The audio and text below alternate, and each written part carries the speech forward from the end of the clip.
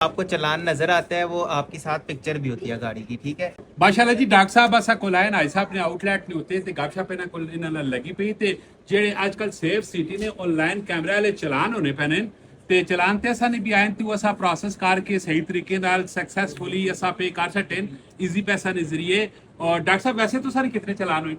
मेरा भी एक ही गिरा में जो होया और वो भी मैं राती एक जी दोस्त ने मां ऐप भेजी है उस आख्या जी इंस्टॉल करो ਤੇ ਮੈਂ ਜਿਸ ਟਾਈਮ ਇੰਸਟਾਲ ਕੀਤੀ ਹੈ ਇੰਸਟਾਲ ਕਰਨ ਤੋਂ ਬਾਅਦ ਫਿਰ ਮੈਂ ਜਿਸ ਟਾਈਮ ਉਸ ਸਾਰੇ ਪ੍ਰੋਸੈਸ ਦੇ ਮੁਤਾਬਿਕ ਮੈਂ ਆਪਣੀ ਗੱਡੀ ਦਾ ਨੰਬਰ ਪਾਇਆ ਆਪਣਾ ਆਈਡੀ ਕਾਰਡ ਨੰਬਰ ਪਾਇਆ ਤੇ ਮੈਂ ਚੈੱਕ ਕੀਤਾ ਤੇ ਮੈਂ ਤਾਂ ਪਰੇਸ਼ਾਨ ਹੋ ਗਿਆ ਕਿ ਮੇਰਾ 21 ਤਾਰੀਖ ਦਾ ਜੀ ਚਲਾਨ ਹੋਇਆ ਹੈ ਸੀਟ ਕਿਰੋਈ ਬੈਲਟ ਦਾ 500 ਰੁਪਏ ਦਾ।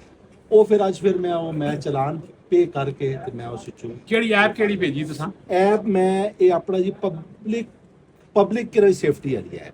ਅੱਛਾ ਇਹ ਤੁਸੀਂ ਐਪ ਦੇਖ ਕੇ ਨੋ ਜੀ ਪਬਲਿਕ ਸੇਫਟੀ ਦੀ ਐਪ ਨੇ और ये ऐप अगर तुम अपने मोबाइल से कर सो फिर गड्डी ना सुबान पैसे तू इस चीज़ ज़्यादा एक्सपर्ट है इसका की तरीका कार की हुई।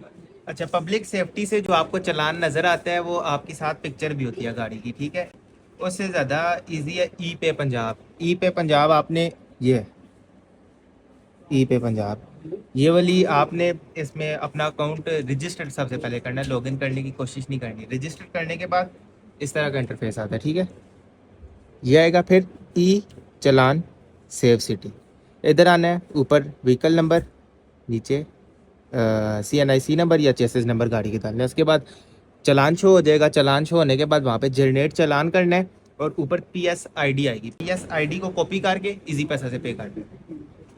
ਜਿਹੜੀ ਚੀਜ਼ਾਂ ਤੁਸੀਂ ਸਮਝ ਨਾ ਆਈ ਤੇ ਕਮੈਂਟ ਸੈਕਸ਼ਨ ਵਿੱਚ ਤੁਸੀਂ ਸਵਾਲ ਲਿਖੋ ਔਰ ਸੁਭਾਨ ਆਸੀ ਉਸ ਚੀਜ਼ਾਂ ਦਾ ਰਿਪਲਾਈ ਦੇਸੀ। ਦੇਖੋ ਜੀ ਕਾਇਦੇ ਕਾਨੂੰਨ ਜਿਹੜੇ ਬਣੇ ਹੋਣੇ ਨੇ ਉਹ ਇਨਸਾਨ ਦੀ ਸੇਫਟੀ ਮਾਰੋ ਬਣੇ ਹੋਣੇ ਨੇ ਔਰ ਜਿੰਨਾ ਅਸਾ ਨੌਲੇਜ ਹੋਇਆ ਹੈ ਉਹ ਅਸਾ ਤੁਸੀਂ ਕੇ ਸ਼ੇਅਰ ਟ੍ਰਾਂਸਫਰ ਕਰ ਦਿੱਤਾ ਹੈ ਤੇ ਅਗਰ ਤੁਸੀਂ ਵੀ ਜਿਸ ਚੀਜ਼ਾਂ ਨਾਲ ਪਤਾ ਹੈ ਤੇ ਤੁਸੀਂ ਵੀ ਕਮੈਂਟ ਸੈਕਸ਼ਨ ਵਿੱਚ ਆਪੇ ਰਾਏ ਜ਼ਰੂਰ ਦਿਓ। ਅੱਲਾਹ ਤਾਲਾ ਤੁਸੀਂ ਅਸਾ ਆਪਣੇ ਹਿਫਜ਼ ਇਮਾਨ ਤੇ ਰੱਖੇ।